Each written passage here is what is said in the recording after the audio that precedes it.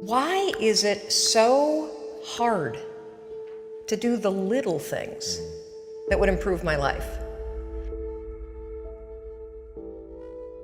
The way that our minds are designed is our minds are designed to stop you at all costs from doing anything that might hurt you. There are so many people in the world, and you know, you may be watching this right now, and you have these incredible ideas, and what you think is missing is motivation. And that's not true. Because the way that our minds are wired, and the fact about human beings is that we are not designed to do things that are uncomfortable or scary or difficult. Our brains are designed to protect us from those things because our brains are trying to keep us alive. And in order to change, in order to build a business, in order to be the best parent, the best spouse, to do all those things that you know you want to do with your life, with your work, with your dreams, you're going to have to do things that are difficult, uncertain, or scary, which sets up this problem for all of us. The one thing we have in this world is we can't control the events, but we can choose what to focus on, we can choose what things mean, and we can choose what to do.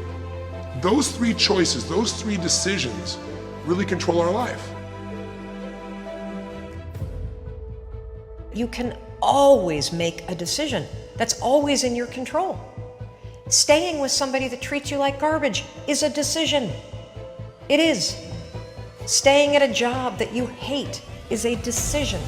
Staying in the body that you are not proud of is a decision. Is it going to be easy? No, it's not going to be easy to change. It's simple. It's your job to push yourself. It's not the smartest people who achieve success.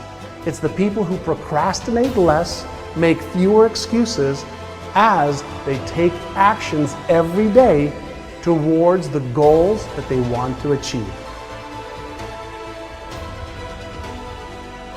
Indecision is the thief of opportunity.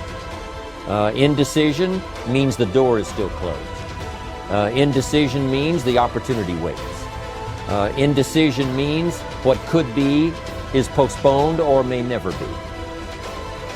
If you want to be successful at anything in life, never leave the sight of setting a goal without doing something that commits you to fulfillment. The next morning, the alarm goes off, and I pretended NASA was there. It's the stupidest story. I literally went 5, 4, 3, 2, 1. I counted out loud, and then I stood up. And I'll never forget standing there in my bedroom. It was dark, it was cold, it was winter in Boston. And for the first time in 3 months, I had beaten my habit of hitting the snooze button. There were moments all day long, just like that 5-second moment in bed, where I knew, knowledge, what I should do. And if I didn't move within 5 seconds, my brain would step in and talk me out of it. Every human being has a 5-second window. It might even be shorter for you. You have about a 5-second window in which you can move from idea to action before your brain kicks into full gear and sabotages any change in behavior. Your life is what you think it should be. That's exactly what you are right now. You are what you thought you should be. And if you don't like who you are, you got to change what you think you should be. What you think is more important than what you do. And so if you want to change, you got to work on this attitude bit. Decide, commit, act, succeed, repeat. The one thing that all the greats have in common is they sweat the small stuff. They pay very, very close attention to every detail. What makes you comfortable can ruin you. And what makes you uncomfortable is the only way to grow. What you are and what you become depends on how you use your time. The billionaire and the beggar both have 24 hours every day. The old and the young, the black and the white, the Indian and the Asian are all given the same amount of time every day. You cannot stop a day. You cannot stop an hour. But you can control how it will be used. Your life comes down to your decisions, and if you change your decisions, you will change everything. When you understand the power of a 5-second decision, and you understand that you always have a choice to go from autopilot to decision maker, everything in your life will change. You will be a different negotiator, you will be different in sales, you will be unstoppable in the gym, because you will realize the amount of garbage that you put in the way of your hopes, of your dreams, of your potential, of your confidence, of your courage. Everything comes down to the decisions that you make. Take ownership. Take extreme ownership. Don't make excuses. Don't blame any other person or any other thing.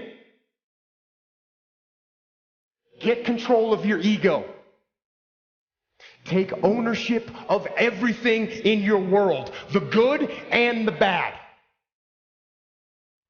Take ownership of your mistakes. Take ownership of your shortfalls. Take ownership of your problems. And then take ownership of the solutions that will get those problems solved.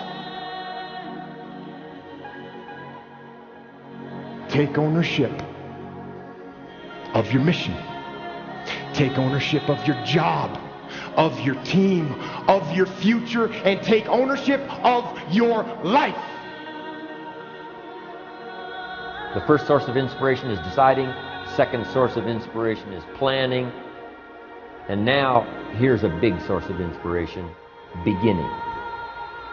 Getting started. Actually turning thought and the notes on the paper, the plans, actually now committing it to action. Getting started. I'm a humongous believer that ideas are and that execution's the game. Well, I think the one thing that discipline definitely does help you with is it helps you get things done. And when you get things done, when you actually do things, you have more success. If you have more success, and sometimes a big part of success is just not being f***ing lazy and just doing it. Yeah. That's like 90% of it is just showing up.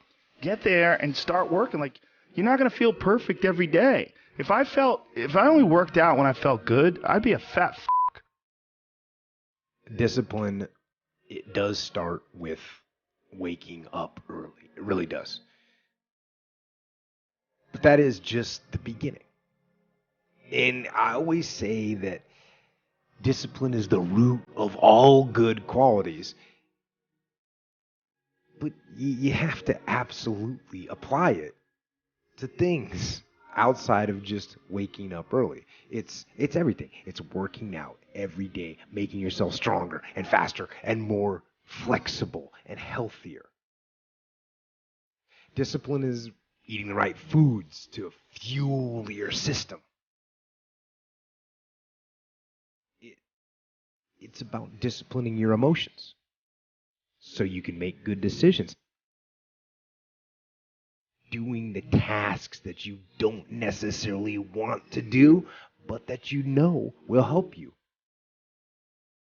The thing about self-discipline is that it is necessary for everything you do in your life. You have to be self-disciplined.